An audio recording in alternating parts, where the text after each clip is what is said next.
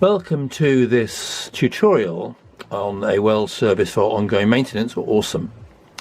This tutorial discusses the why of AWSOM. The whole purpose is to make sure that anyone following us or developing it further will know the reasons for the particular decisions that we've made over the past 4 years. We spent 2 years developing it and another 2 years testing, roughly. Now we come on to the last thing you might be pleased to know, which is the texting module itself. Where is the texting module? There it is. Black tracks.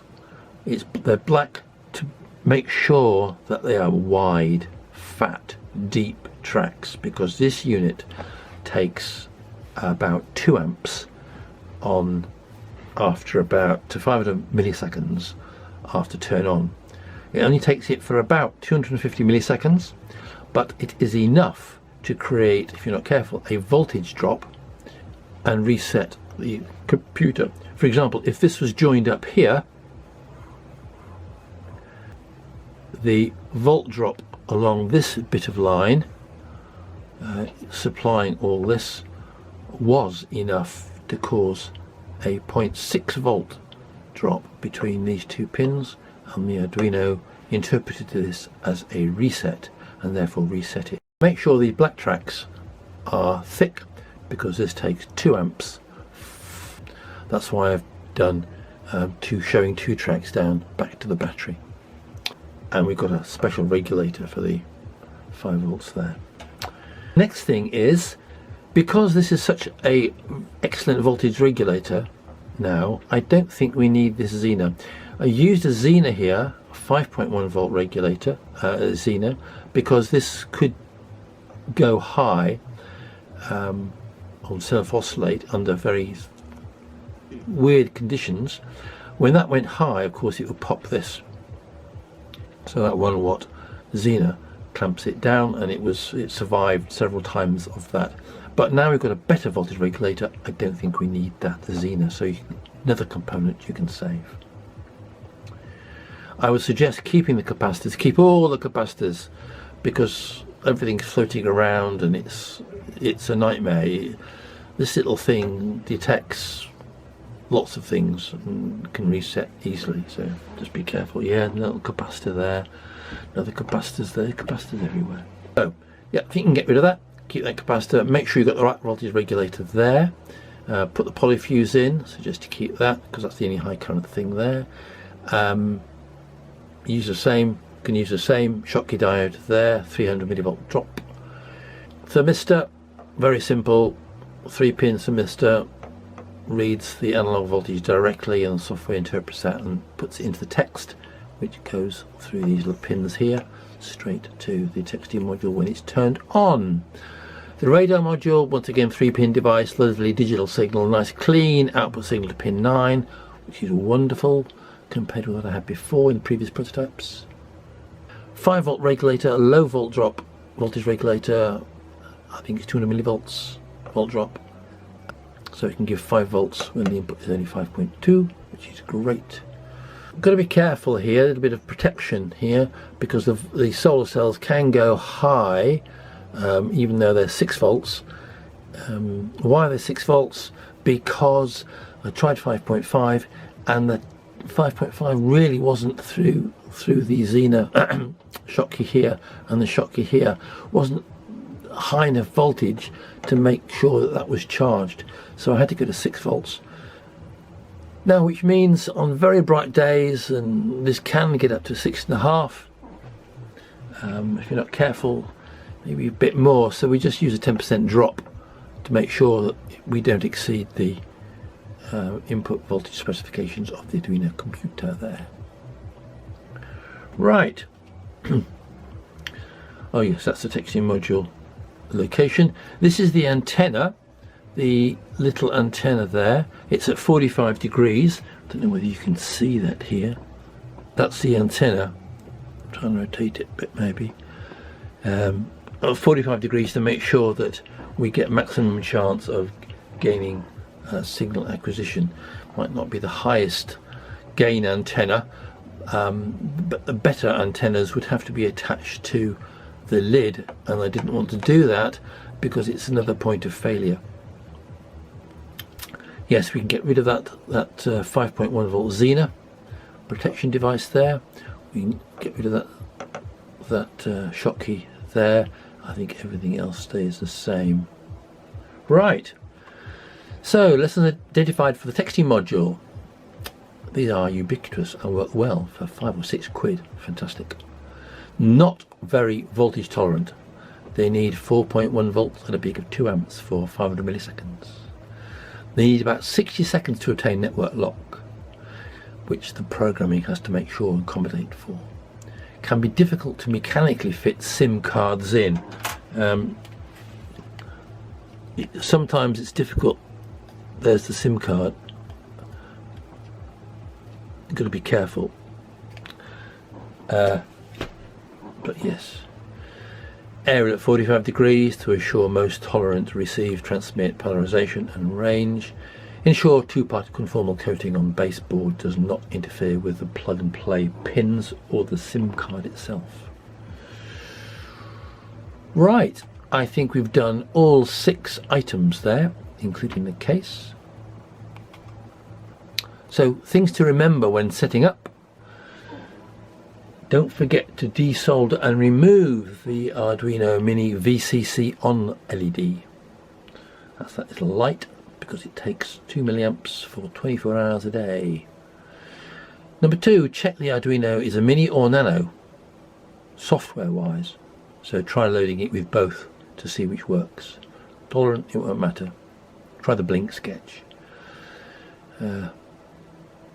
Check the port to load the sketch from in the Arduino options. Don't forget to check that port. 2, 3, 4, whatever it is, 5. Check the type of bootloader too. This took weeks to figure out. I had to use the old bootloader in the Arduino options for it to work, because they were from China and they haven't updated the bootloader.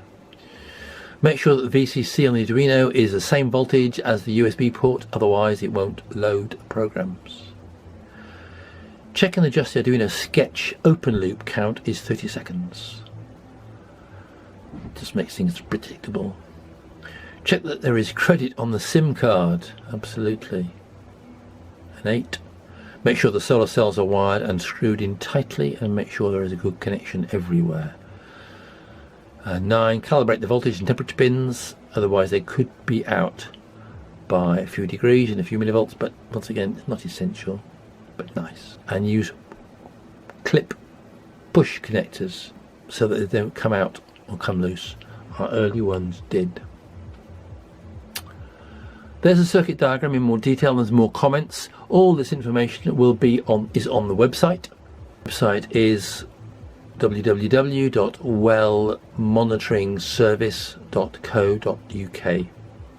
Yes, circuit diagram, the layout, that's the layout, and the parts list, and photographs and reports and everything else really.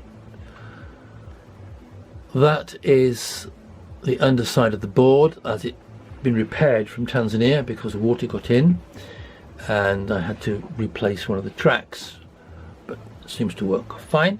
And there's the layout again, all the various little blocks, and that's how it is in real life. So that concludes the lessons identified and the why we've done things. The housing must be robust and IP65 or better. Use the internal heat shield to postpone temperature peak. Keep the solar cells apart, physically apart, don't let them touch each other to allow for thermal expansion. We must use a 3 volt input regulator for the texting module. Use silicone grease on the rubber seals where necessary. Use a shallow tray with lips to hold unit on the spout. Use mechanically robust plugs and sockets so they don't vibrate out when in situ. Plug in the clip. Ensure the unique well ID is incorporated into each computer text message. This is a pain because it makes each Arduino computer program different. You just try to go on the telephone number but when they changed SIM cards it got very confusing, and trying to keep track of what was very confusing, so we've had to use this unique well ID in each Arduino computer, which is fine, works very well. And the adhesive used for the solar cells has got to be a 2-part epoxy resin. It's the only thing that's man enough for the job. Gorilla is excellent in UK, but not out in Tanzania. And remember, all of this and more is on the website www.wellmonitoringservice.co.uk.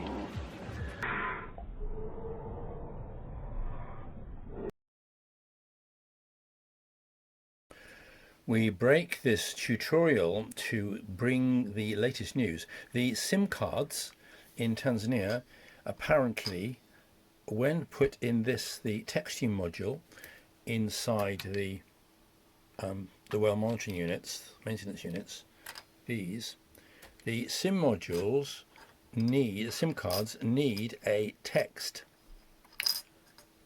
code. And the code needs to be entered manually. Now in the UK, we can do that on another phone, but there seems to be a problem in Tanzania specifically. We don't know why. I think the only way through this is Tanzania send me one of their valid SIM cards for a few international texts. Their texting module pulled out of their well monitoring system, and the computer as well. So I need these three things, and what I will then do is try to make sure that they work in concert. We get the Tanzanian SIM card in the Chinese texting module, driven by the computer, and make sure it all works together. So that's the set we'll need to be moved to UK for both those well monitoring maintenance units. And that brings us to the end of the tutorial on the why we've done certain things and the lessons, I won't say learned, but certainly identified.